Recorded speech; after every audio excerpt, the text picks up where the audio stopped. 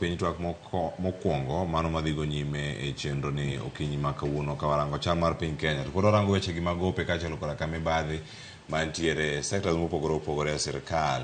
Jatend piny Kenya ne oloso kendo gigo mane owacho kanyo kowacho ni ero ka nitiere ng'ata ng'ata mabiro iri kanyo ka wacho ni en watna oyo an kadwari tabogochoni abogo simbi, in gi simba penja gochna ni ng'ani obiro wacho ni ka en owadwa bende ing'eye.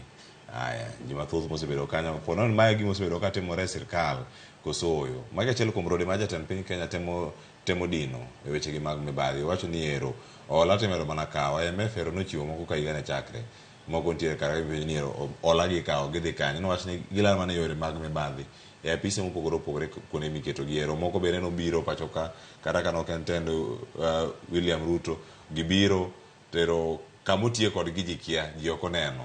Rode mantie kaka ichako din gi. Jatend piny Kenya okawo okang' makare mar siemo gi kinde mokalo osewach ni name and shame. Jomoko onge wich kuot kata shame to onge kama onyalo tere wiye. En mana kama nitiere wakil. Ok en gima kare okang' ma jatend piny Kenya otimo. Nikech wan gima iluongo ni independent institutions, commissions ma nigi ngufu kata teko monego bed ni timo e idara mopogore opogore. Gima wadwaro mabe onge Kenya to gi Africa kae en gima ni system, okay? Structured way of governance.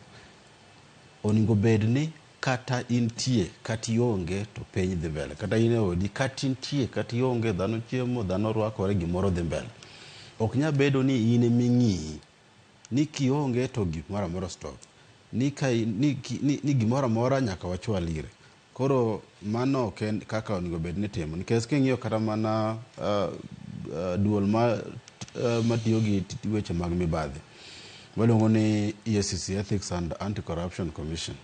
Mae duol monego bed ni kedo gi mibadhi.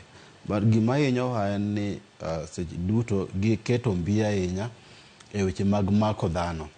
Seche mirito ma ng'ato okawo pesa omenda kaso koko ridhi imake titere do tipenjori ni to sendi chande to wabogole ir nyeja karang'o.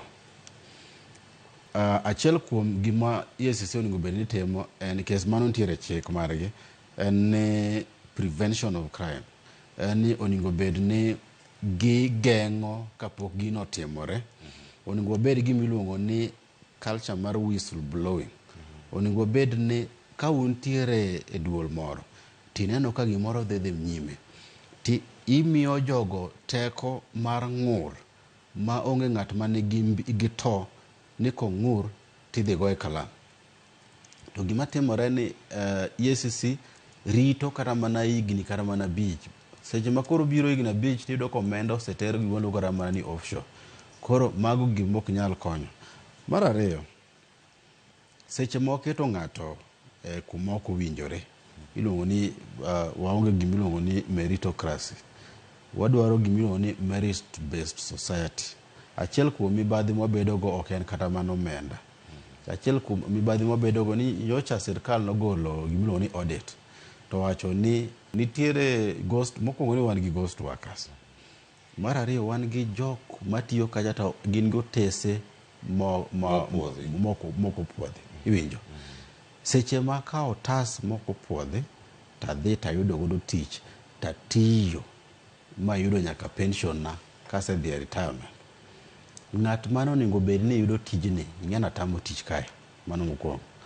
Mar ariyo, seche moko atiyo kanyo to aonge gi lony ma kanyo dwaro. Iwinjo? Koro iluongo ni onge gima timo na sirkal. Koro mibadhi en kuonde mopogore. Then mar adek dhano ing'e ni we mana ni mibadhi